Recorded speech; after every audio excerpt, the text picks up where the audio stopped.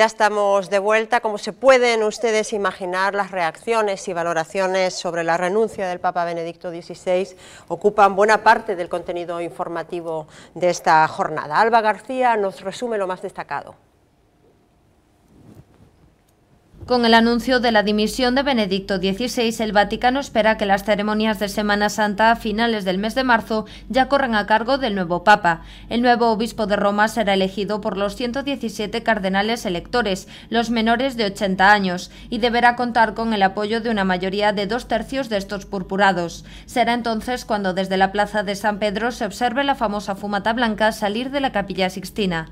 Desde que se conoció la decisión de Benedicto XVI, se ha planteado si la Iglesia Católica elegirá a su primer papa no europeo. El canadiense Marco Elliott o el arzobispo de Sao Paulo, Odilo Pedro Scherer, son los nombres del continente americano que han cobrado más fuerza. Peter Traxon de Ghana y Luis Tagle de Filipinas se perfilan como los representantes de África y Asia con mayores posibilidades. El arzobispo de Milán, Angelo Scola, es la esperanza de muchos para recuperar para Italia el trono de San Pedro. Pero la decisión final está en manos de un cónclave en el que el país italiano tiene una amplia mayoría, hasta 21 purpurados. Por su parte, 5 obispos españoles, entre ellos el arzobispo de Madrid y presidente de la Conferencia Episcopal Española, Antonio María Rouco Varela, tendrán derecho a voto.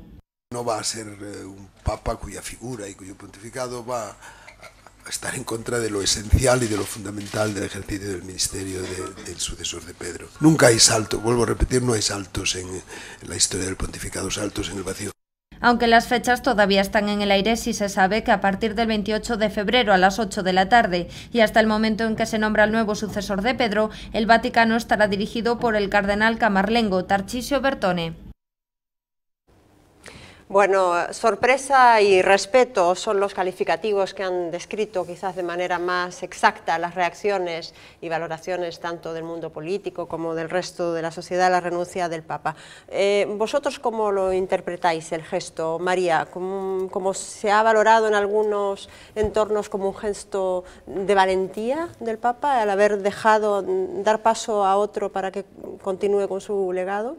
Bueno, de valentía no sé si tanto, pero sí ciertamente de humildad. Quiero decir que teniendo en cuenta el protocolo de las elecciones papales y de su, digamos, mantenimiento al frente de la Iglesia, es evidente que hasta ahora ningún papa, por mucha situación, digamos, de debilidad física que tuviera, no abandonaba el cargo.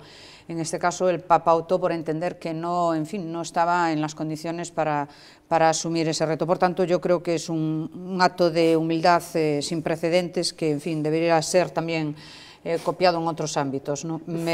Cierto es que este Papa que venía a ser llamado, o así lo designaron cuando fue nombrado, un Papa de la transición, sin embargo, estableció su impronta, sobre todo intelectual, ¿no?, en el ámbito de la Iglesia, y además con este gesto viene a decir que... Pasará a la historia, sin lugar a duda. Exactamente. Luis. Sí, pasará a historia porque tuvieron que pasar 600 anos para que dimitira un Papa, parece un dato absolutamente relevante, non? Pero mesmo aquí en España, algún xefe de Estado mesmo podía ter copiado, imitado, repensado, ou se cadra, en fin, analizado as cousas no sentido que o ten feito por propia, digamos, obligación e circunstancia biolóxica o Papa neste momento, non? Creo que loable dende ese punto de vista. Vese cando miramos algún desplazamento do Papa no Vaticano, esa plataforma con rodas, non? Que ten que salvar 90 a 100 metros que hai na propia basílica, bueno, pois implica moitas das dificultades que está a padecer o Papa, non? Cando se lle asoman, digamos, ao balcón, non? Vai sempre acompañado de 2 persoas para chegalo á baranda, non? De todas maneras, en su declaración también hacía referencia a su espíritu o a su ánimo, no solamente a las condiciones físicas. Dificultades tiña moitas, pero parece que era unha sorpresa relativa se facemos unha segunda lectura, non? Porque parece que dende a primavera pasada xa viña estando bastante queixoso, non? E dubidando bastante das súas forzas. Se a isto sumamos os problemas e o escándalo do secretario, coa filtración de papeles, etcétera, e algunha outra situación que tuvo que abordar non precisamente fácil, creo que o Papa fixo unha reflexión persoal e dá má sensación de que deu por finalizada ou finiquitada a súa etapa, non? O que pasa é que habería que pensar porque as persoas que chegan a Papa suelen ser de moi avanzada idade. Entón, ao que te refires dos condicionantes físicos, é moi complicado que se Sí, pero que este xa era prácticamente imposible desplazarse, resulta imposible cubrir 3-4 metros para asomarse ao balcón. É dicir, é unha imposibilidade biolóxica, desplazarse 90-100 metros polo Vaticano, plataforma rodante, é dicir, o Vaticano está cheo de inventos móviles últimamente, porque claro, entre el Papa móvil, distintas características do Papa móvil por seguridade, despois as plataformas rodantes... Pero el estado de salud nunca foi un imperativo para que un papa abandonara. De hecho, Boitila llegó hasta el último suspiro ejercitando. Por eso parece que es un punto de inflexión interesante. Claro, y en unas condiciones, quiero decir, que nadie puso en entredicho que el papa tuviera que llegar hasta finalizar sus días. Tan interesante que algún político debera tomar nota ao longo da historia, é dicir, deste país. Creo que o de Suárez foi unha especie de excepción casi, porque, bueno, aquí ninguén se dá por eludido cando, xa non digo por razóns biolóxicas ou físicas, mesmo por outras circunstancias, que en Europa mesmo están salpicando a políticos de primeira liña e que son, en principio, circunstancias menores e que están, sin embargo, dimitindo. Eu creo que está ben que se inaugure a cultura de dimisión por razóns biolóxicas, as xubilacións se fixeron para algo, e creo que, efectivamente, este Papa foi un gran teórico, tuvo problemas serios, digamos, durante o seu mandato, e o que foi, en principio, un Papa de transición, veu demostrándose que, efectivamente, era un Papa de transición. Bueno, Benedicto XVI estuvo aquí en Santiago de Compostela hace 2 años, miles de gallegos se acercaron hasta la capital de Galicia para ver al pontífice. Hoy hemos querido nosotros salir a la calle para saber cuál es la valoración de los ciudadanos de Compostela, y estos son los testimonios que hemos recogido.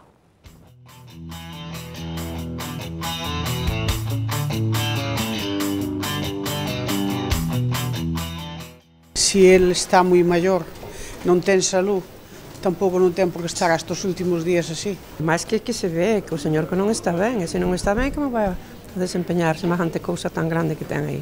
Está cansado e vello, que vai aí. Hai moitos que queiran serlo. Sí, porque ya es mayor, entonces no puede comprender bien, entender bien los jóvenes, a lo mejor. Sí, entonces sí. Efectivamente, ao chegar a unhas edades, se vas perdendo facultades, hai que ir deixando.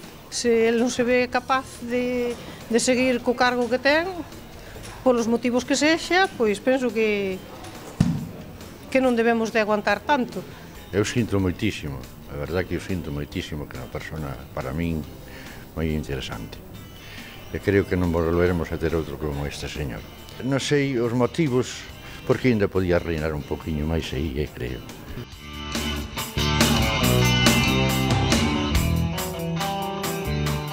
Es curioso la reacción de la gente como si fuera totalmente normal, es decir, como si los papas normalmente, con toda naturalidad, renunciaran al cargo, ¿no? La gente lo ve con total normalidad y naturalidad, ¿no? Sí, porque a xente a pé de rúa sempre opina dunha maneira espontánea e moi sincera, non? É sabia.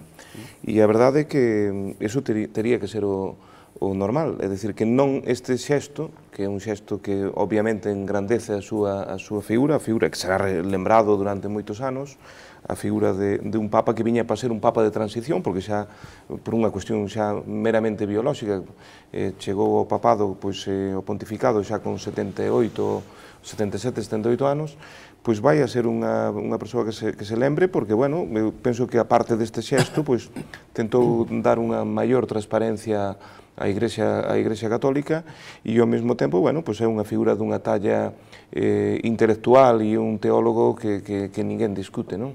¿Qué cree? ¿Cuáles son los candidatos más posibles en este momento? Bueno, aunque evidentemente es tan difícil, ¿no? Sí, hacer una quiniela. Sí, as previsións sempre nos din que calquer quiniela que se faga é errónea, non? É dicir, na anterior etapa, cando tomou a remuda Ratzinger, bueno, pois apostábase incluso forte por o noso paisano Rouco Varela. Agora parece que, bueno, o feito de que teña unha idade xa máis avanzada e, aparte de algúns problemas de saúde, fan que os ollos estén máis pendientes pois de Italia, donde podría Escola, o arcebispo de Milán, podía ter opcións, por África, donde hai aí pois un cardenal tamén moi ben situado, que é o de Ghana, Tarson, e tamén, últimamente, bueno, tamén sona bastante pois nomes de América como Timothy Dolan e outros, non? Pero, bueno,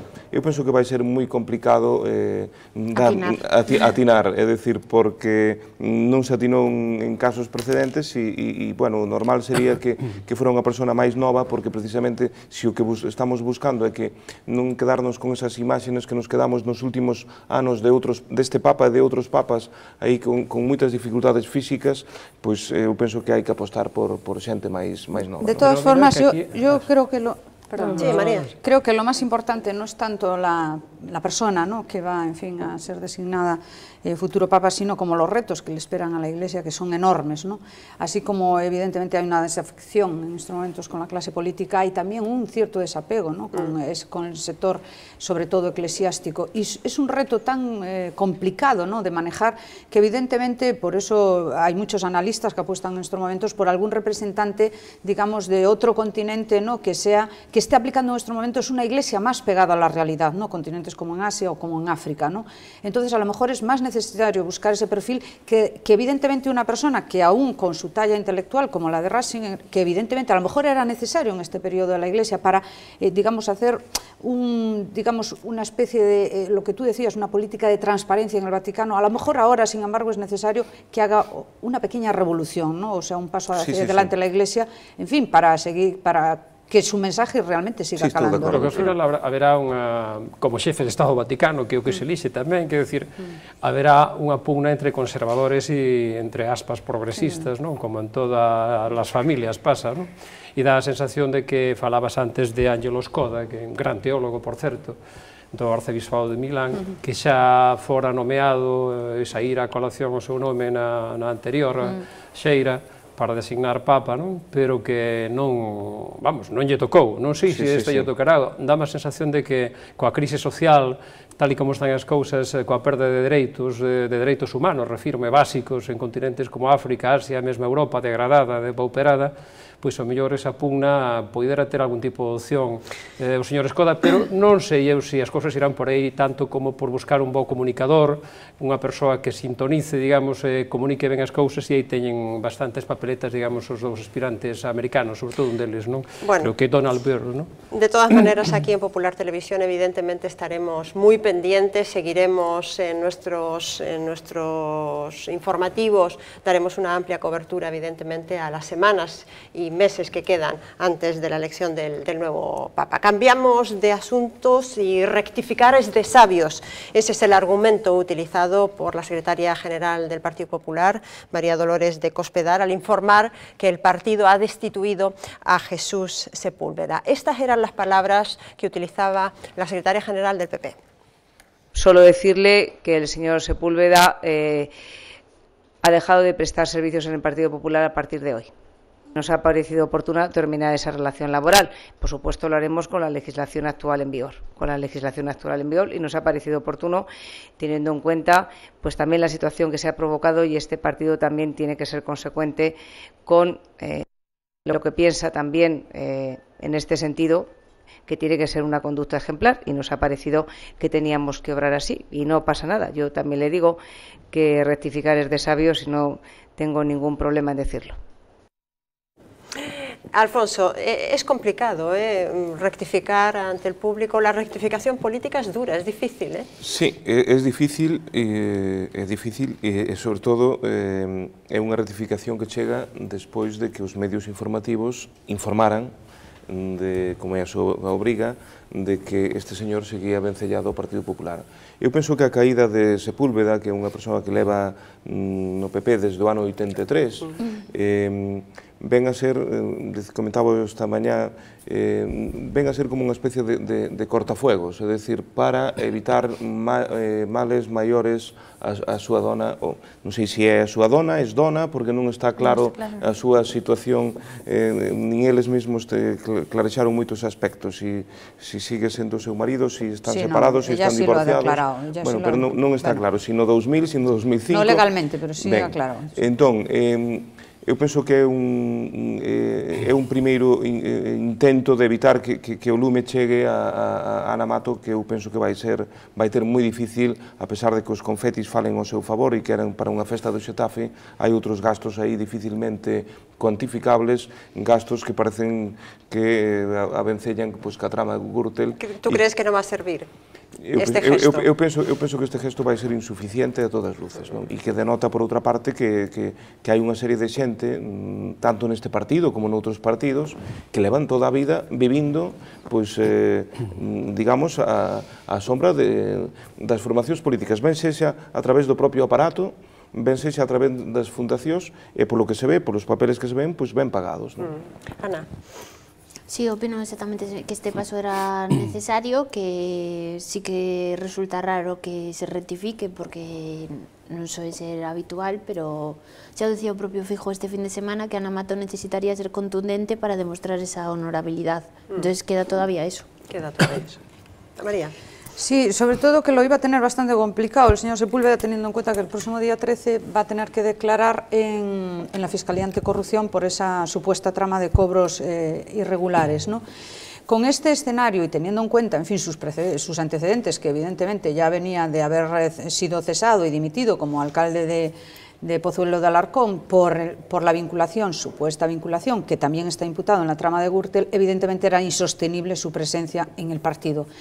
Lo que pasa que a veces yo creo que en los partidos, evidentemente no es una justificación, pero quiero entender que a veces puede más el deseo, digamos, de seguir apadrinando una persona que consideras que fue importante en tu estructura, antes que evidentemente priorizar que por encima de todo está, digamos, la honestidad y la dignidad del partido. Entonces, claro, se cae en ese tipo de padrinazgos de personajes como Sepúlveda, que lo intentan mantener, y claro, buscando argumentos tan absurdos como que no lo desplazan de su puesto de trabajo porque tendrían que acogerse al Estatuto de Trabajadores y despedirlo. Fíjese usted qué gran hándicap, en fin, para sacarlo del partido, ¿no?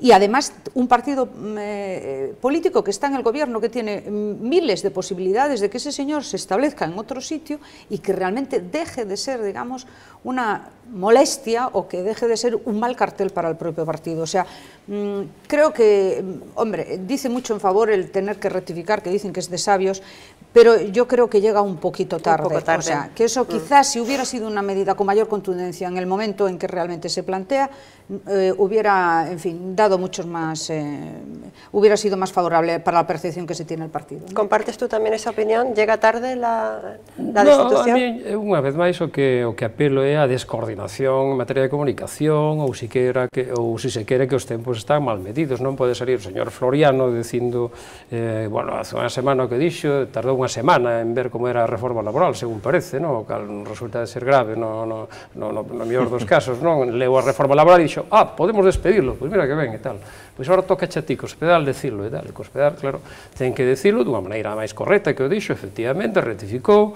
Pero claro, é dicir, esta é unha peza que estaba absolutamente tocada e despois as explicacións que deron non se correspondían para nada, nin coas posibilidades que tiñan de despedirlo de reforma laboral, nin explicou que facía no Partido Popular, e estamos falando dun señor entre $1,25 millón de euros a trama Gürtel, é dicir, aquí non estamos falando do chocolate do Loro, senón dunha das pezas tamén importantes dentro dese organigrama, dese escalafón, non?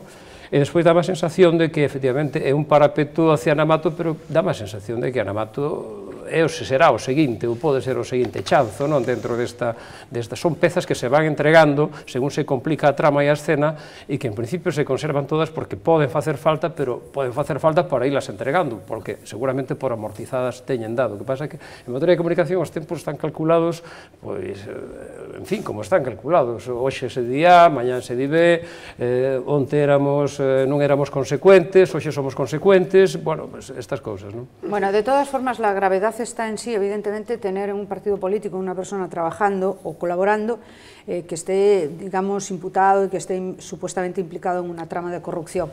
pero no te olvides que no tiene ningún cargo político. O sea, las cosas tienen que llegar en su digamos, examen y en su... El sazón. Tiene que llegar hasta su punto límite. Exactamente, lo tuvo y fue obligado a dimitir. Quiero decir que en estos momentos... Hasta ahora o fixo ben o PP. Pero quiero decir, no he dicho que... De hecho, las salvedades que evidentemente eso no justifica que siga manteniéndose en la estructura de un partido político. Pero quiero decir... El primer coste político ya está pagado. Exactamente, que también tiene su limitación de coste político, vamos a ver, no por eso hay que requerir ni una admisión en pleno en el gobierno ni nada de nada, es un tipo que está evidentemente trabajando en el partido y que está claro que por imagen, por consistencia, por todo lo que tú quieras del partido, debe estar fuera, pero eso no requiere tampoco, pero bueno, tampoco requiere después hacer esa trascendencia que tú haces, Luis, de casi prácticamente que dimita el gobierno. Bueno, se nos acaba el tiempo, evidentemente que... Eu non dixen que dimitira, perdón, un minuto de réplica, eu non dixen prácticamente que dimitira o goberno entero,